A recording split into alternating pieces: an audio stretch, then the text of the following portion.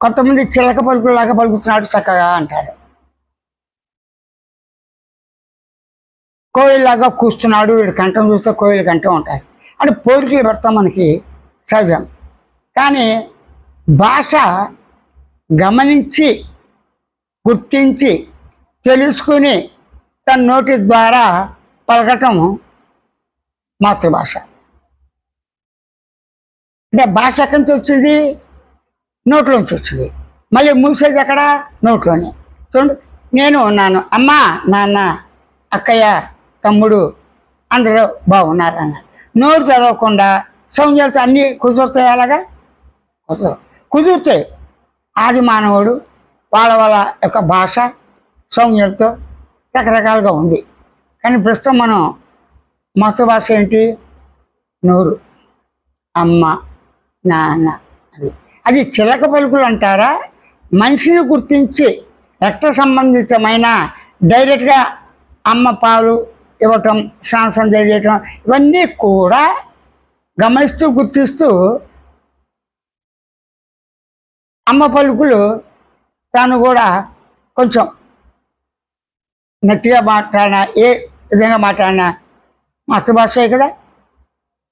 అది తెలుగు అవచ్చు, ఇంగ్లీష్ అవ్వచ్చు, తమిళం అవ్వచ్చు, కన్నడం అవ్వచ్చు, మలయాళం అవ్వచ్చు, ఏదైనా అవ్వచ్చు, హిందీ అవ్వచ్చు, అంతే కదా. అయితే ఇక్కడ ఏంటి? చిలక పలుకుల కాదా మాతృభాష?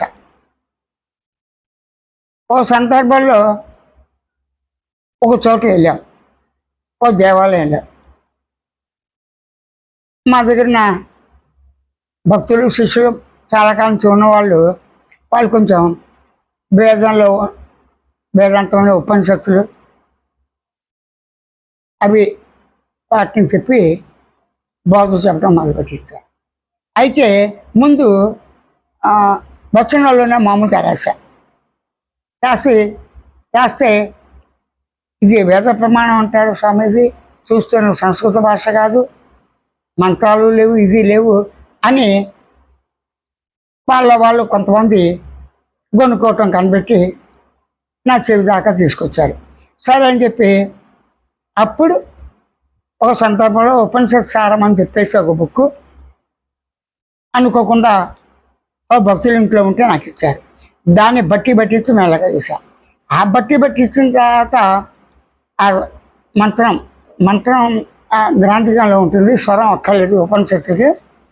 అది చెప్పి అర్థం చెప్తుంటే పిల్లలకి చిలక పలుకులో పడితే చిలక పలుకులో నెప్పితే పోతాయి, కానీ దీనివల్ల బ్రహ్మజ్ఞానం కలుగుతుంది. ఆయనకంటే అనుభవం ఉంది, వీళ్ళకి ఎలా కలుగుతుంది, అందరికి కలుగుతుంది అంటారు స్వామీజీ అని. సరే, చిలక పలుకులు, అమ్మ అనే పదం చిలక పలుకా కాదా? ఈ పదం చచ్చేదాకా అమ్మ అమ్మ అమ్మ అమ్మ అని అంటాడే తప్ప ఇంకో పదం ఎత్తుతాడా? ఎచ్చడుగా. అది అనుభవమేగా.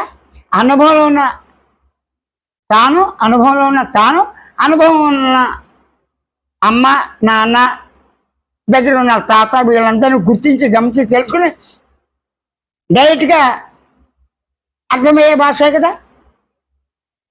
ఇది ఎందుకు చెప్తున్నానంటే ప్రతి పదము ప్రతి శబ్దము భావజాలంతో ఉంది. అంటే భావజాలం అంటే భావం నుంచి ఆలోచన, అనుకుంటాం, భావించడం, ఇవన్నీ వస్తాయి. అంటే భావ సంబంధం. ఆ భావ సంబంధం శబ్దంతో భావము అనేది 3 అక్షరాలు. అక్షరాలతో చూస్తే 3 అక్షరాలు. భావం అంటే ఏంటి? ధ్వని దానిలో ఏమిటి అర్థం? చప్పుడు అనే అర్థం ఉంది. ధ్వని దానిలో పిడుగు ధ్వని, విమాన ధ్వని, రైలు ధ్వని, అలాగే పెట్రోల్ ధ్వని, జంతువులు కొన్ని అంబా అంటాయి, గాడిద ఓ రకం, గుర్రం సకిలిస్తుంది. ఇవన్నీ భాష కదా. మరి ఇది ధ్వని భాష. గర్జన, మేఘాలు అనగానే గర్జన గుర్తుకొస్తుంది. మెరుపులు ఎలా ఉంటావు కూడా పిడుగులతో కూడా ఉన్నట్టుగా పడతాయి మెరుపులతో. అంటే ఇది ఏంటంటే శబ్దజాలం అవగాహన ఉండాలి. అనుభవంలో ఉన్నదాన్ని, అంత ముప్పు లేని దాన్ని, ఉన్నదాన్ని అన్నీ కలిసిమెలిసి ఉంటాయి. పుట్టిన పిల్లాడికి వర్షం వస్తుంటే మామూలుగా ఉంటాడు, గర్జన ఏదో పెద్ద సౌండ్ వస్తాడు, అమ్మ ఏదో జరుగుతాడు, మా అమ్మ భయపడతాడు. లేదా ఇవి మేఘాలు, అవి చూడు దూరంగా చూ అది చూ అక్కడ ఉంది. ఆ మేఘం ఎలా ఉంటుందంటే అలాగే అన్ని కొన్ని మైళ్ళ దూరాన్ని కనబడుతుంది ఒక టైంలో. ఇంద్రధనుసు ఒక టైపు.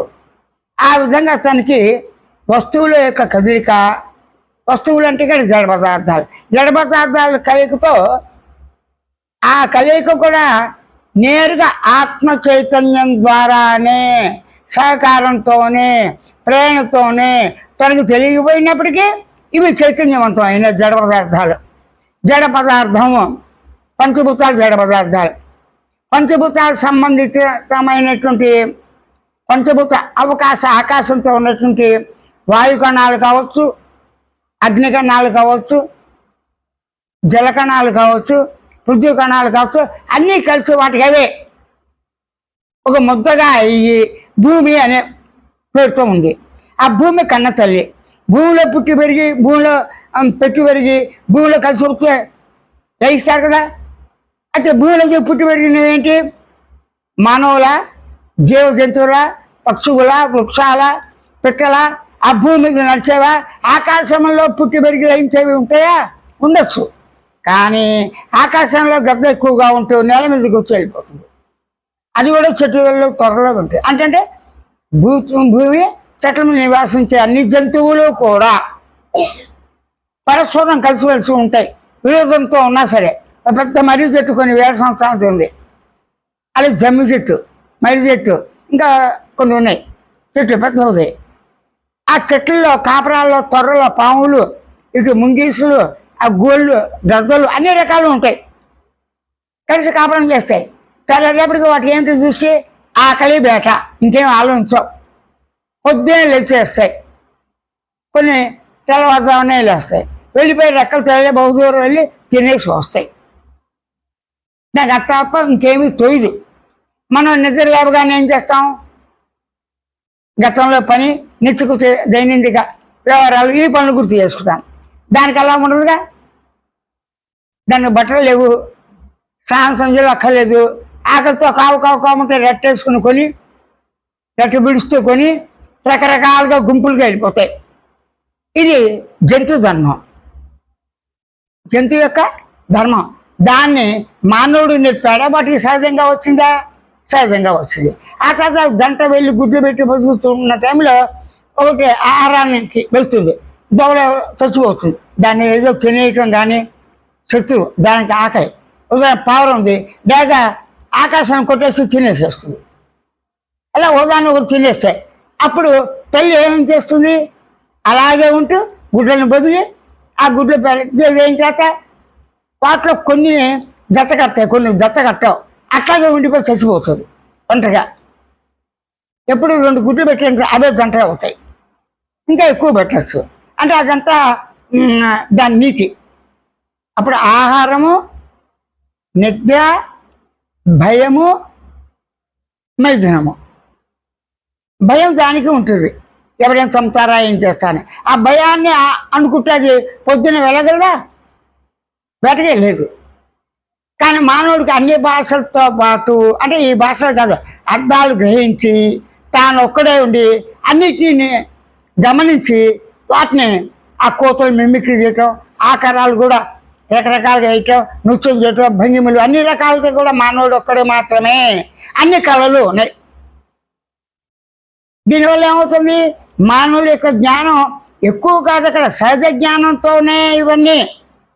చిన్నప్పుడు అమ్మ వీడేట నాన్న పెద్దమ్మయ్య అట్లా అమ్మ నా పాలి, అమ్మ నాకు ఇది పెట్టు అంటాడు. వాడుకున్న సామాన్య తెలుగుతోనే, సామాన్య గమనికతోనే, సామాన్య గుర్తులతోనే, సామాన్య గమనిక, సామాన్య తెలివి, సామాన్య గమనిక, గుర్తు, జ్ఞాపకంతోనే తను తెలిసిన ఆ వస్తువులు పేరెత్తుతో నాకు అది కావాలంతే.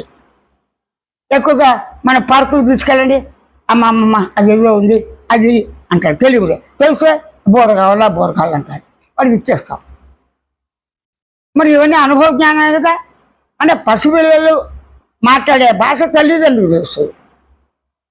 తల్లిదండ్రులు దగ్గర గమనిస్తూ వాళ్ళతో పాటు ఉంటే వాడు అన్నీ నేర్చుకుంటాడుగా. అది నేర్చుకోవడానికి వాడికి సహకారంగా ఉన్న జ్ఞాన కర్మంతో ఉన్నదేమో స్వతసిద్ధం సహజంగా ఉంది. సుఖం దుఃఖం మంచి చెడు అన్నీ కూడా తెలుస్తూ ఇలా ఉన్నవాళ్ళు ఏమాత్రం సుఖం ఉన్నా కూడా తెలివి ఉన్నా కూడా ఆ తెలివి ఎరుక అనేది ప్రధానం. ఆ ఎరుకతోనే గుర్తించి గమనించి తెలుసుకుంటున్నాం. ఆ ఎరుకని చూడండి, నేను ఉన్నాను, నేను పదం, నేను శబ్దం, నేను శబ్దం ఉన్నది. ఉనికితో నేను శబ్దం సహజమే, ఉనికితో నేను భావం సహజమే. ఉనికితో ఉనికి ఉండుట ఉనికి లక్షణం. ఉనికి అంటే సత్, సత్ అంటే అస్తిత్వం, అస్తిత్వం అంటే ఏంటి?